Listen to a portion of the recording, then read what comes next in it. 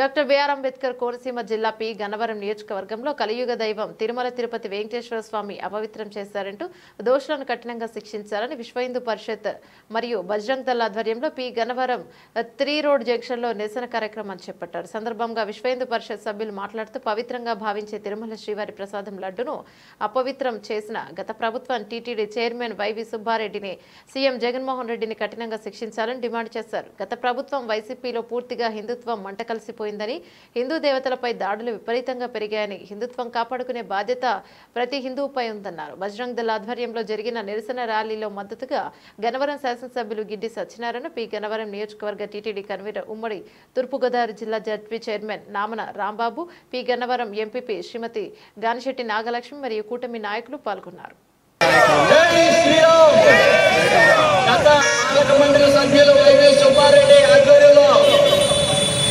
లడ్డూ విషయంలో నాణ్యత లేని నెయ్యి వాడినందున హిందువుల మనోభావాలు దెబ్బతీసినందున ఈ ప్రభుత్వం వాళ్ళపై ఎంక్వైరీ చేసి దోషుల్ని శిక్షించాలి.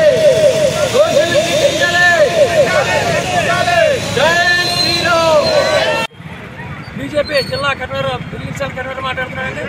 ఈరోజు తిరుపతి లడ్డూ విషయంలో చాలా దారుణమైనటువంటి విషయాలు జరిగినాయి.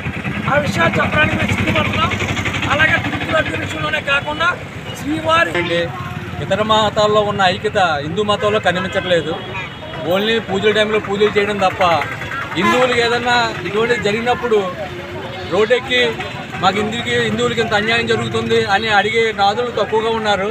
ఈరోజు ఈ కార్యక్రమం చేస్తున్నామంటే ఇప్పుడు ఇంచుమించులు అరగంట నుంచి ఇక్కడ ఉన్నాం. హిందువు అన్నవాడు ఒంట్లోంచి వేడి పుట్టాలి, వేడి పుట్టి ఇక్కడికి వచ్చి దించోవాలి. అసలు హిందువు అన్నవాడు ఏంటంటే అది లేదు, అది వేరే మతంలో ఉంది, అది కానీ హిందూ మతంలో లేదు. దీనికోసం లడ్డు అపవిత్రత కోసం ఈరోజు పవన్ కళ్యాణ్ గారు 11 రోజులు దీక్ష తీసుకున్నారు. 11 రోజుల దీక్ష సీఎం గారు ఏంటంటే వేరే మతాలు ఉన్న ఐక్యత హిందూ మతంలో కూడా అందరూ ఐక్యతగా ఉండాలని కోరుతున్నాం. ఈరోజు హిందువులకు పవిత్రమైనటువంటి హిందువులందరికీ ప్రపంచం మొత్తంలో ఒక ధార్మిక క్షేత్రం ఏదైతే ఉన్నదో ఈ తిరుమల తిరుపతి దేవస్థానము. ఈరోజు హిందూ మనోభావాలను దెబ్బతీయడం కోసం హిందుత్వాన్ని నాశనం చేయడం కోసం అనేక రకాలుగా కుట్రలు ఈరోజు జరుగుతున్నాయి. తిరుమల తిరుపతి దేవస్థానంలో హిందువులు కానటువంటి వాళ్ళు, హిందుత్వాన్ని పోషించలేనటువంటి వాళ్ళు, హిందూ మత సాంప్రదాయాన్ని రక్షించలేని వాళ్ళు, హిందుత్వాన్ని హిందువుగా చెప్పలేనటువంటి వాళ్ళు ఈరోజు అధికారంలో కూర్చున్నారు అక్కడ. దాని కారణంగానే గత ప్రభుత్వ పాలనా కాలంలో ఎవరైతే చైర్మన్గా ఉన్నారో, ఎవరైతే మెంబర్లుగా ఉన్నారో వాళ్ళకి ఆ వెంకటేశ్వర ఓకే సార్. గత ప్రభుత్వం భారతదేశంలో ధర్మదయ దేవాదాయ శాఖ అనేది ఒకటి ఉన్నది.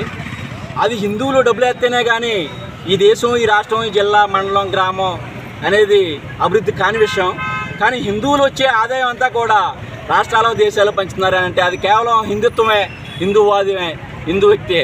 కాబట్టి గత ప్రభుత్వం టీటీడీ మండలంలో వేల కోట్లు కార్లు, లగ్జరీలు పైన క్లబ్బుల్లాగా వ్యవహరించారే తప్ప హిందుత్వం కాపాడే పాలక మండలి కాదని చెప్పి ఈ సభాముఖంగా చెప్తున్నాను. అలాగే వైవి సుబ్బారెడ్డి గారు అనే వ్యక్తి ఎన్నోసార్లు నిద్రావస్థలో ఉంది. అందుకోసమే దాడులు చెల్లలేకపోతున్నాయి. మతం పేరుతో కావచ్చు, భాష పేరుతో కావచ్చు, వేషం పేరుతో కావచ్చు, ఏ రకంగా సరే వ్యాపారం పేరుతో కావచ్చు ఈరోజు హిందువుల మీద దాడులు జరుగుతూ ఉన్నాయి. దీన్ని మనం ఖండించాలి. హిందువులు జాగృతిగా ఉండాలి, హిందువులు ఐక్యతగా ఉండాలి.